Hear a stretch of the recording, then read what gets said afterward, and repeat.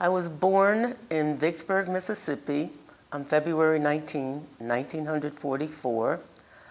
I was the firstborn in my family. We lived in a section called Yakina, and it was characterized by, in fact, I call it a clan, basically. My great-great-grandfathers had bought lots of land in Mississippi, in the Vicksburg area, and they gave the land to their children and their grandchildren. So I grew up in a compound. I call it a compound because everybody there was related to me, and that was the first 4 years of my life. And after that, I moved to Niagara Falls, New York. My father and mother migrated to Niagara Falls in 1948. And Dad came primarily to find better opportunities to use his skills as a welder in industry, in the wartime industry in Niagara Falls. My mom was a housewife, and she came and became very active in the community, in her church community, in our school. She was a stay-at-home mom again, so but basically my mother was mother to the kids in our neighborhood, and the kids in our neighborhood were friends of our parents who later became our relatives. I think about Lucille Clifton, who talks about people in her neighborhood became relatives in ways that were stronger and stronger and often unable to be identified, of course, because there were no blood relatives there. My siblings, I'm the oldest of 8 plus 1 children. My brother, in fact, my brother James's birthday is today too. He's now deceased. He was an economist. My brother Rafi Taha, Robert Bernard Williams, was a history major, community activist. And my other sister, in fact, my sisters, Barbara, Patricia, Joyce, all were students at either Buff State or the University of Buffalo, working in health care practices. Barbara worked in housing management. Joyce worked for the city government in Niagara Falls in the Treasurer's Department. And my sister, our baby sister, Stephanie Williams Coward, headed the Niagara Falls Housing Authority, has, I guess, 4 or 5 different master's degrees and has been very active in the community and continues to be. So if there's specific questions you want me to answer about them, I didn't think about my siblings earlier. But I mean, all of us were active in our church community, though. That was very important. I should have said that in regard to my parents as well. We were members of the New Hope Baptist Church in Niagara Falls, and we were involved in the youth ministries. We were involved in the choirs, the Sunday school programs, and Horace Whitaker was our minister at the time. He was a friend of Martin Luther King Jr. who came to our church, and our families were very active in the community. In fact, later on, we participated in the community center. We participated in the NAACP. I later participated in CORE and some of the demonstrations that took place under the auspices of CORE that resulted in the integration of the department stores in Niagara Falls. In fact, I was the first African-American sales clerk at Beers Department Store, which was one of the major department stores in Niagara Falls. But our demonstration started with W.T. Grants that had refused to hire African-Americans, and ultimately all the other stores capitulated and decided that they would hire African-Americans rather than face the same economic crises that W.T. Grants had experienced. And it's interesting, too, because when I was in 10th grade, actually when I was in 8th grade, my math teacher told us that we were honor students, and when we became 16 years old, we could go downtown and apply for jobs as sales clerks. And I raised my hand saying, me too. And she said, why not? You're an honor student. And I said, they don't hire African Americans. She said, they'll hire you. So when I got from 8th grade to 10th grade, I actually went downtown and applied for a job at WT Grants. Somebody made a mistake because I was called for an interview, and typically what had happened, African Americans had a mark placed on their application, which meant do not call.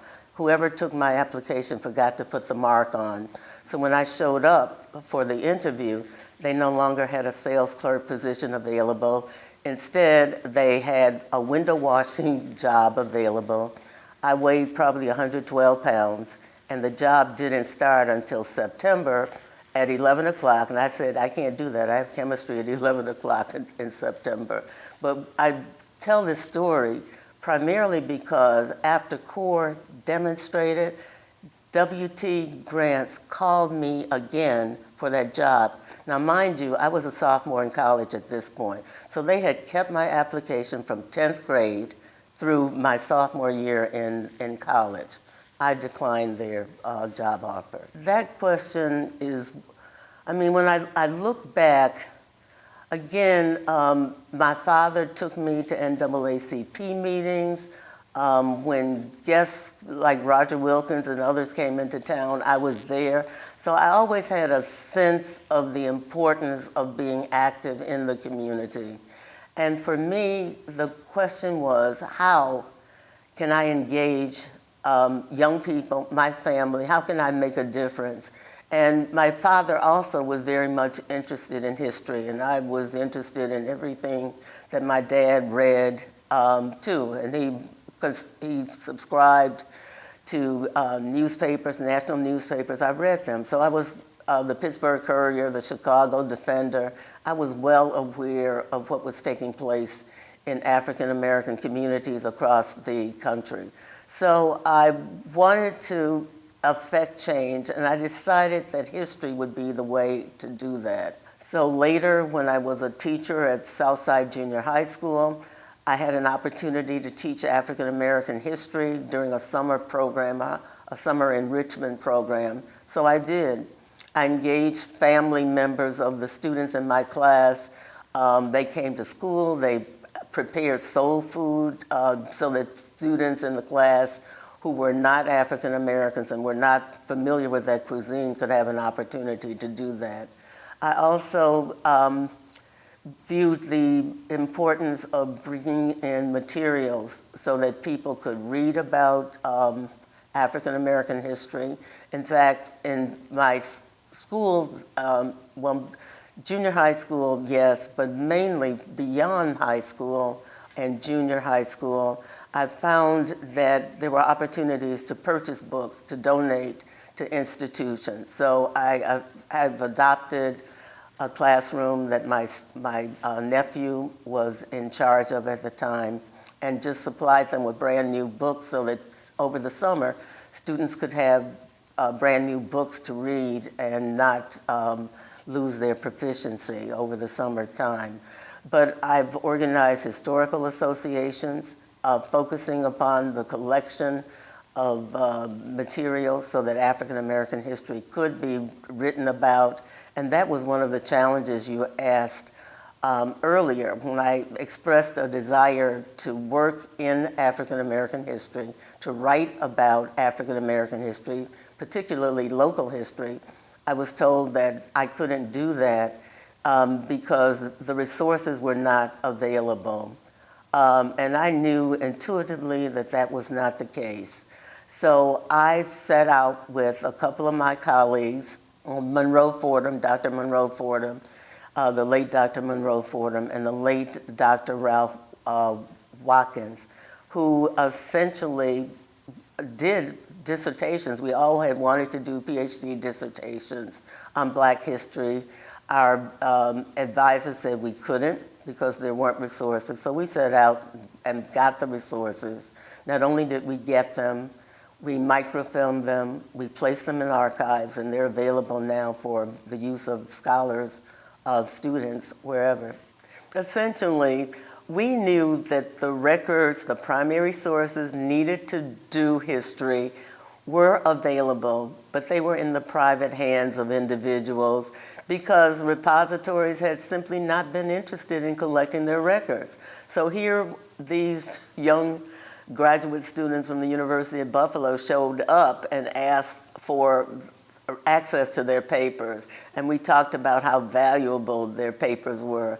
And I have to, chuckle at one point because we were talking about the value of the papers for doing African American history, and the owners sometimes thought that we were talking about monetary values. So they were hesitant to give us access because they thought we might not give them a cut of the profits. But at any rate, we went through that experience, and we were able to collect major records in the African American community. In fact, interestingly enough, Monroe Fordham collected the records of the Buffalo Cooperative Economic Society records.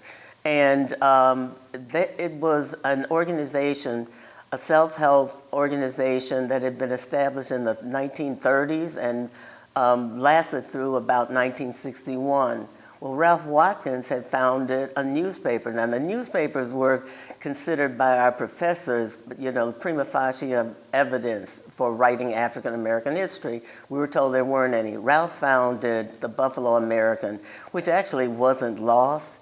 It was in the Historical Society, the Buffalo and Erie County Historical Society, but it was in the basement. Nobody knew it was there, and there was no access prior to his discovering it. And I was able to find the records of the Michigan Avenue YMCA. I had contacted the local organization, and they told me, the Central Y told me that there were no records from that era. And just by virtue of the fact that I was attending a meeting of community activists, and I happened to be sitting next to Derek Bird, and sitting at a table where few of us, in fact, none of us knew each other. So we introduced ourselves. Bird spoke before me, introduced himself as the head of the East Side Y. He talked about getting a master's degree in history from the University of Buffalo. He gave us a very detailed biography. I was next, and I simply said, I'm a doctoral student at University of Buffalo. I'm interested in the YMCA, but there are no records. Bird said, that's not true. They're in my office. And he told me if I contacted him the next morning at 9 o'clock, he would give me access. I stayed up all night because I didn't want to sleep beyond 9 o'clock so that I could get access to those papers. So basically, that was one of the things that we did. But it didn't just stop with securing records from national or local organizations. I took this study even farther. I worked with the History Makers, which is an oral history collection now. Many records are, actually they're placed in the Library of Congress at this point.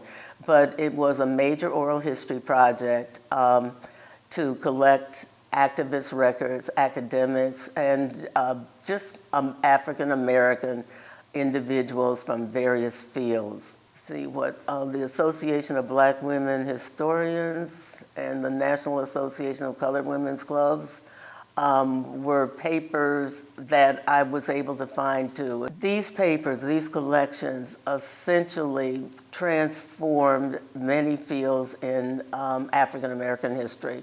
In fact, the papers of the National Association of Colored Women's Clubs became the foundation for the creation of Black women's studies in the academy. These were records of an organization that had been founded in 1896, still is in existence. My interest in these papers stemmed from my interest in Mary Burnett Talbert, who was a past president, but whose papers were not extant. So I figured if I could get access to the NACW papers or other organizations in which she was involved, I could learn more about Mary Burnett Talbert. Okay, so again, I'm interested in disseminating information not only through publications, but I think museum exhibitions are also important. So I was able to curate and be major historian for a project at the New York State Museum that focused upon Harlem in the 1920s. And that exhibit was designed to last basically for 1 year, and it's still in existence now. It's become a permanent part of their exhibit, so now it's probably 20 years old. Essentially, how should young people prepare to address the issues of racism that they invariably will face?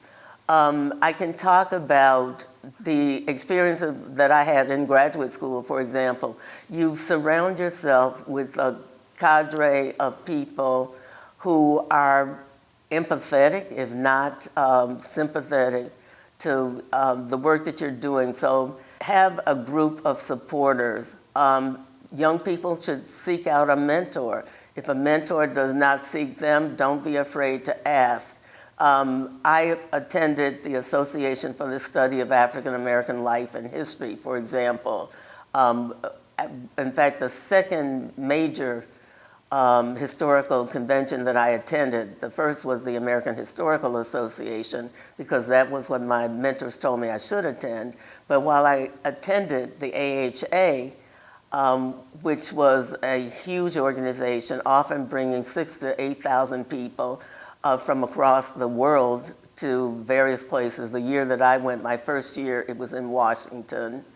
But also at that conference, there were other African American scholars who attended, people like John Blassingame, Mary Frances Berry, Lorraine Williams, and so many others.